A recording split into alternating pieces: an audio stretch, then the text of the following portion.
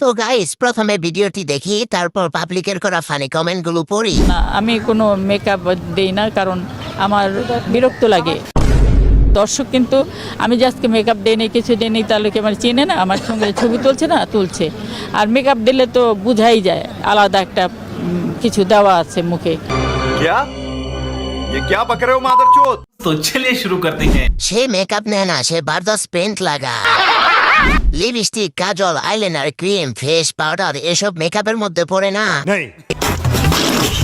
এটা কি কানের দুল নাকি গুলশানের ড্রেনের মেন হলের ডাক না? উনি কিন্তু একটা গলায় গরুর ঘন্টা লাগাইছে। মুখে এগুলো মেকআপ দেয় না, তরকারি জল দিছে। একদম কচি, এখনো 17 বছরের যুবতী। মেকআপ ছাড়া কত কিউট, না জানি মেকআপে আরো কত সুন্দরী লাগতো। উনি মেকআপ দেয় না, মেকআপ ওনারে দেয়।